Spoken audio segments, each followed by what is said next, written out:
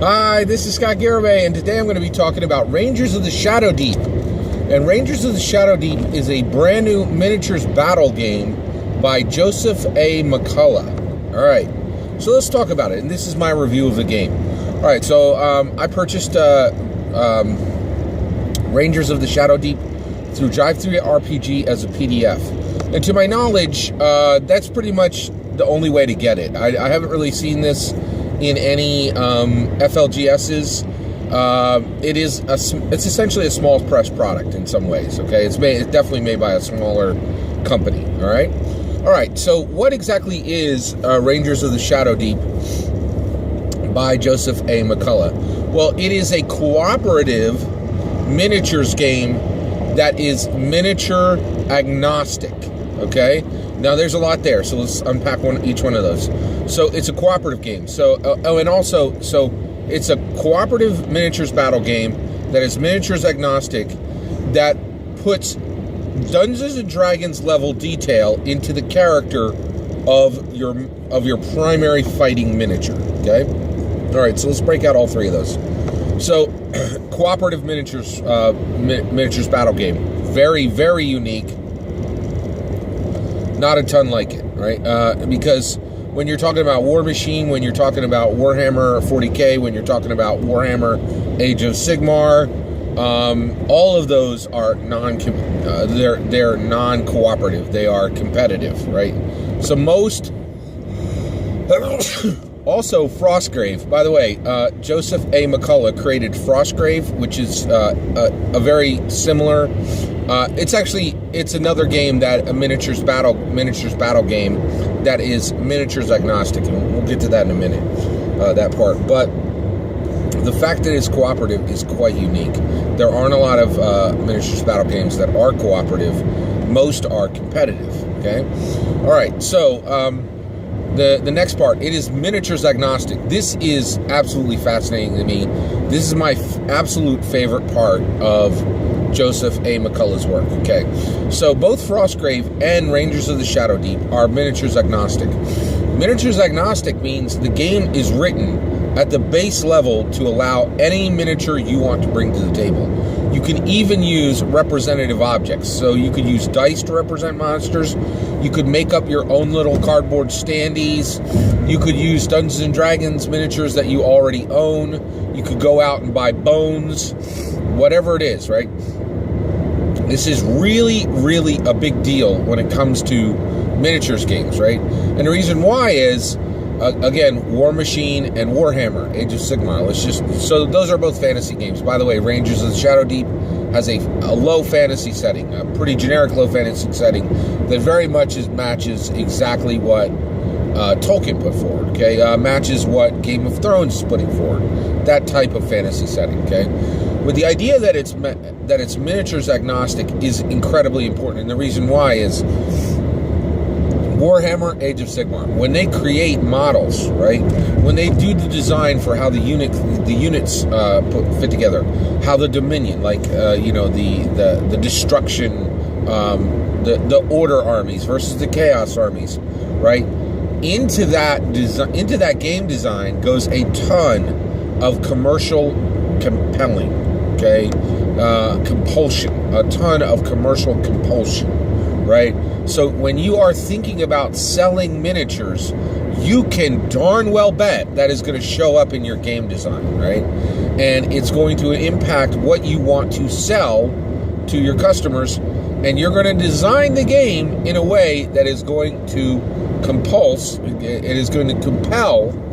your players to buy more miniatures, right?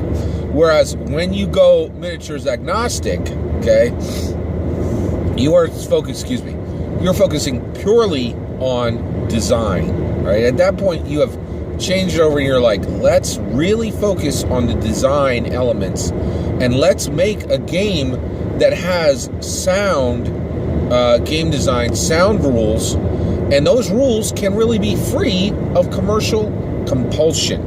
Right?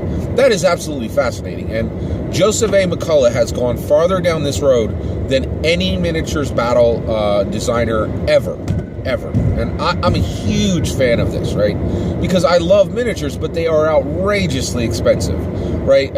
Most Warhammer players are in minimum 1,000, and I think you could easily spend $5,000 over a year or two just building a significant Warhammer collection. I love Warhammer Age of Sigmar. I never really got my teeth wet, my teeth cut on War Machine because I'm too interested in Warhammer Age of Sigmar.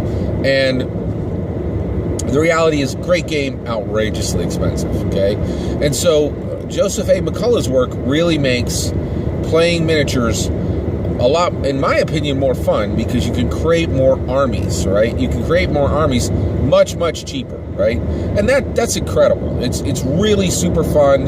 You can use what you have. You can create really unique armies all on your own. It's just really unique and special, okay? The last part about Rangers of the Shadow Deep is that your Ranger, who is your main character, each player in the game who is fighting together against the Shadow Deep. Okay, so the Rangers fight for this, essentially like a human dominion, a human kingdom, right? And this Shadow Deep is like this rift, like almost like a hellmouth, right? Like this rift where all these monsters are breaking out and attacking the kingdom, right? So you have a never-ending pouring font of bad guys, and you're trying to defend specifically defend your kingdom, right? And so that's the story. Is essentially this Shadow Deep has essentially broken open a rift in some mountains that are close to your kingdom. All these skeletons are coming forward, demons are coming forward, and it's not, now I want to be super clear, it's not really the violence in it is very stylized. It's not grotesque or really overly dark, which I like. I really love, by the way, I love this game. We'll get to my exact ratings in a minute. But I do want to explain, I really love this game. All right, so, and by the way, the PDF to play this whole game, all you need is $20, right? And then whatever you're going to spend on miniatures, which you can choose how expensive that's going to be. That can be literally 25 cents a miniature, or it could be all the way up to, $35 a miniature, which very much happens within Warhammer, right? Excuse me. All right. So the Ranger, each player will have a Ranger, and those Rangers can have companions, and those companions can be other fighting soldiers. They might be a wolf. They might be some kind of automaton, right, or golem, right? All those kind of things, right? But your Ranger actually has a character sheet that looks very, very much like a Dungeons & Dragons character sheet. So your your Ranger also, over different adventures that they will go on together with other players, your Ranger will get experience and get better, right? And they may die, right? That can happen too. So this is Dungeons & Dragons long-form storytelling, campaign-level storytelling, mixed with miniatures battle, and I love it. It is really unique, super cool, okay? So let's talk about it. So I'm going to give my star reviews for this. Okay, so game design, this is 5 out of 5 star game. Okay, the writing in it, like the actual kingdom that is created and the monsters you fight, I would say that is a 3 out of 5 star setting, because it is fairly generic, and it actually needs to be fairly generic so that it gives you as much flexibility as possible in using the standard fantasy miniatures you already have, right? That was a purposeful choice by Joseph A. McCullough, okay? So you have, so the setting is 3 out of 5. The writing is, I would say, 4 out of 5. 4 out of 5 stars for the writing in the book. Not the actual game design, but the actual prose that you have to read in order to get through the book. By the way, the book is about 250 pages long. You're getting a lot of content for your $20, right? So I really think it is absolutely worth the $20 you're paying. The last part is the only kind of downbeat on the game, and that is the art in the game is a 2 out of 5. It is definitely, I don't think, it's definitely filler art. I don't think the artist that was hired for the game did a bad job. I think there wasn't a lot of money to spend on art for this book. And the art is not bad, right? But one of the things is we as gamers are so incredibly spoiled with Fantasy Flight game books, Dungeons and Dragons books. Actually, I'm not sure Dungeons and Dragons art is really that strong anymore. There are Pathfinder art, incredible. There's a ton of incredible by the way, Warhammer and War Machine, their art is it's through the roof. It's incredible, right? And here the art, it's not that it's bad, it's just it's clear there wasn't a lot of money to go into it. Also, the entire book is black and white, and so it's just the art it's 2 out of 5. It is not the best part of the game, right? It has an incredible cover. It has a really nice stylized cover. The rest of the art in the book is not that great. It's just not good. Actually, I'm sorry. I don't want to say it's not good. It's not great. That's the best. That's the most fair way I can describe it. It's not great. It's not that it's bad. It's not that it's not good. It's just not great, right? And it is black and white. Now, I think you can do a great book with just black and white. I'm a big Brandish Gilhelm fan. He does art for Index Guard RPG. I wish everybody could hire him. I think he would have knocked it out of the park with this game. Or, of course, Ryan Reynolds, or not Ryan Reynolds, Wayne Reynolds from the Pathfinder art books. There's a ton of amazing artists out there, but they cost a lot of money, so I get it, right? All right, so that's my overall ratings. I highly recommend purchase on this game. It is really fantastic. And by the way, what do you get in the book? Okay, you get the rules of the game. Now, within that rules of the game, there is something very, very innovative. Because you are playing a cooperative miniatures game, well, who controls the monsters that you're fighting? Well, the monsters that you're fighting are controlled by an enemy engine, which is really, really fascinating. So there are rules in the game saying, okay, every single enemy unit, model will charge at any ranger or companion who has a weapon, who's brandishing a weapon, right? And then it will say, in addition to that, if it's going to choose which player character's ranger it attacks, the player character's ranger who attacked that model last will be attacked first. And it has, it's really no more than 2 or 3 pages of these very tight, very well-designed automation rules that will control the actual enemy units. Now, of course, the players will actually move the models, right? But they don't make decisions for the enemies. And then every single enemy, when you actually get into playing the game, they have these basic rules, but then every single model also has exception rules saying, this model will, of course, follow all the automation rules for enemy units, but it will also do this, this, and this. And those will be 3 exceptions to the basic rules, and it allows different enemy units to be really quite unique, right? Excuse me. So that is very cool, and also, I absolutely love this, right? So one of the things that I think is incredible about Joseph A. McCullough's work. So I want to be clear. I think Joseph A. McCullough's work in miniatures battle games is like the indie side of miniatures battle games, right? So he is the most indie creator for miniatures battles games, and he really just does a tremendous job, and his stuff is so unique. So this enemy engine is incredibly efficient. It's incredibly innovative, and you are absolutely not seeing a lot of this type of innovation in Warhammer Age of Sigmar or in the War Machine material, right?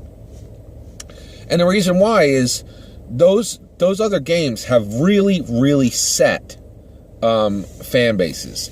And innovation within Warhammer Age of Sigmar, for instance, is incredibly difficult and painful. And the reason why is Warhammer already has an established player base, and if you change up those rules a whole lot, you can invalidate a lot of their models, and they do not want that, right? And so Warhammer Age of Sigmar does not have the ability to innovate the way Joseph A. McCullough has been able to innovate in Frostgrave, and in Rangers of the Shadow Deep. Really, really fantastic work here, right? Now, what are you getting in the book? You're getting the rules of the game, that you're getting that enemy engine, right? And in addition to that, you're getting 3 completely written, completely robust, very fun adventures, right? Now, those adventures are fully playable, and I think you would get, probably 3 or 4 months of play out of this, right? Out of just what's in the book. But also what's in the book really gives you everything you need to build your own campaigns as well, your own adventures that you would play with other friends. You could buy this book and play it for years. It is an amazing value. It is an amazing value. Let's talk about that. Let's talk about how good of a value this is. This product is one of many products that I am starting to see that there is a problem on. A problem not for the experiencers. The people who purchase this game are the luckiest people out there, okay? But the creator suffers in some way. So I've realized something, and Rangers of the Shadow Deep really falls into this. When you create a gaming product, you can create that gaming product you are creating that gaming product on an axis, right? The axis is this product good for gamers? Is this product good for the creator? Actually, we'll call it the experiencer. The experiencer and the creator. The experiencers of miniatures battle games are gamers. Okay, so when I say experiencer, I mean gamer, right? So you could make it great for experiencers, the purchasers, right? The gamers, right? You can make it so that when they buy it, they get an incredible amount of value, right? Or you could make it great for creators, where when you create your product, they only get a little bit of value, right? And in order to get more value, they're going to have to come back and give you money, right? And that is a product that is great for creators. It is great for creators. And pay attention, because this is super important. Man, we as American gamers, we are absolutely incredibly tolerant of getting a little bit of value from our creators and then having to go back and pay more money for more value from our creators, right? And then you could do something in the middle where the product you're creating, the game you're creating is good for experiencers and good for creators, right? In that. Now, let's be super clear. Rangers of the Shadow Deep is ridiculously over on the side of experiencers, right? When you buy this game, you don't really need anything else from Joseph A. McCullough. You do not, right? You could play this game for 5 years on the $20 you spent and never give Joseph A. McCullough another dime, right? Now, that is incredible for experiencers. It is not good for Joseph A. McCullough. And here's why. This game is not being created by the same creators who made Frostgrave, right? And the reason why is I think Frostgrave was exactly the same as this game.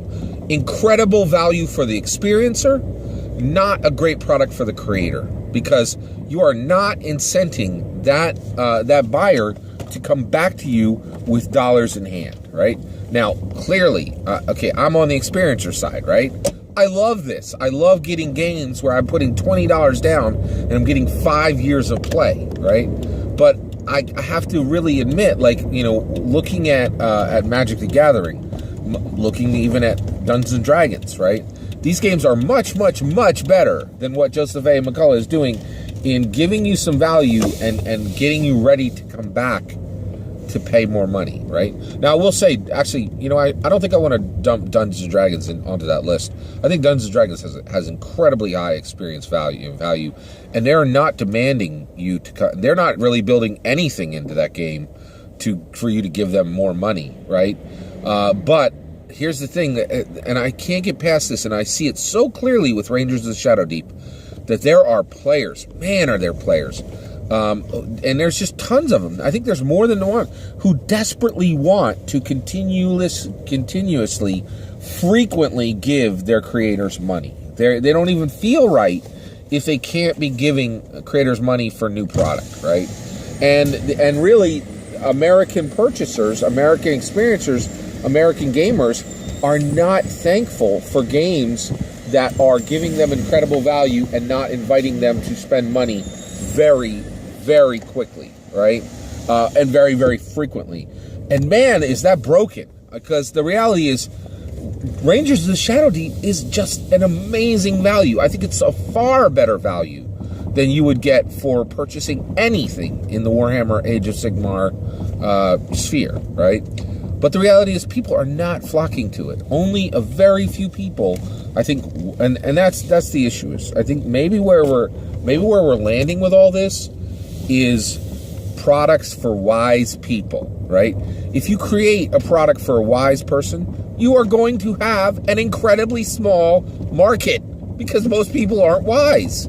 Now, I'm not saying most people aren't stupid, right? Most people are intelligent. No, most people are not stupid. That's a better way to say it. Most people are not stupid, and I don't think most people are stupid. I think most people have enough intelligence to get through their day and do whatever they need to do. Most people are not stupid, but most people are not wise, right? And Rangers of Shadow Deep, more than any product I've seen recently, is a product for wise purchasers, right? Wise purchasers. It's incredibly valuable, but I think only a few people are really going to see the value of this game. With all that said, it is doing quite well on Drive-Thru-RPG. It's been on the hot seller list, and it's been under-numbered. It was number 1 for a while, and it's been under 10 for weeks or months now, right? And it's doing okay. It is absolutely selling copies, and it deserves to. I cannot recommend this game highly enough. It really is fantastic.